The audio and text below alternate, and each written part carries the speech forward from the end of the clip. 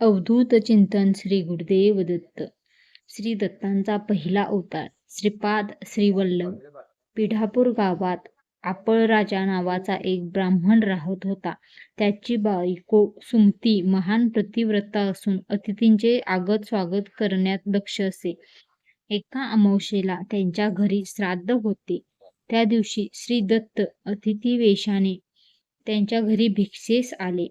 त्यावेळी सुमतीने श्राद्धाचे ब्राह्मण जेवण्यापूर्वी अतिथीला विमुख पाठवायचे नाही या श्रद्धेने श्री दत्तांना भिक्षा घातली. यामुळे दत्त प्रसन्न झाले. त्यांनी तिला आपले त्रयणमूर्ती हे रूप दाखवले आणि म्हणाले, माते, जे मागायचे ते माग. तिने त्यांची स्तुती केली आणि म्हणाली, मला आई म्हणालात हेच खरे करा. मला पुष्कळ पुत्र झाले, पण ते उपजतच मेले. जे वाचले ते मूर्ख, आंधळे आणि पांगळे आहेत. म्हणून मला तुम्हासारखा पुत्र व्हावा. तथास्तु म्हणून श्री दत्त गुप्त झाले. झालेली हकीकत तिने पतीला सांगितली. दोघांना आनंद झाला. पुढे त्यांना पुत्र झाला. त्यांचे नाव श्रीपाद असे ठेवले.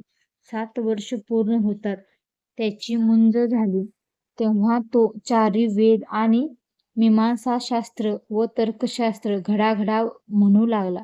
लोकांना आश्चर्य वाटले. पुढे 16 वर्षाचा होताच आई वडिलांनी त्याचे लग्न करायचे ठरवले. तेव्हा श्रीपाद म्हणाले, मी वैराग्य घेणार.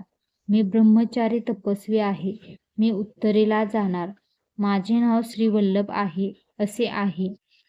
ते आता श्रीपाद श्रीवल्लभ म्हणून प्रसिद्ध होईल. आपळराजा व सुमता यांना श्री दत्ताचे मुलाच्या मताने वागा. मुलगा तुमच्याजवळ राहणार नाही हे बोल आठवले. दोघांनी विचार केला, हा अवतारी पुरुष आला आहे, याला विघ्न करू नये.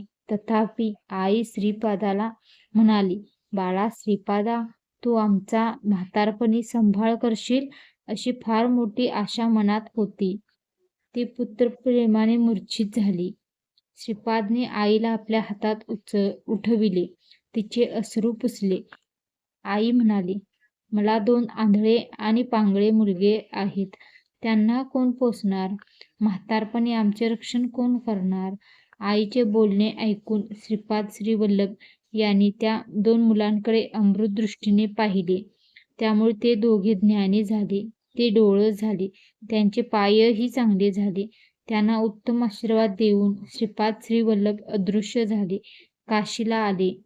तेथून बदरीवनाला, तेथून गोकर्णाला मनोवेगाने आले. त्यांना भक्तांना दीक्षा द्यावयाची होती. आपले अवतार कार्य करावयाचे होते.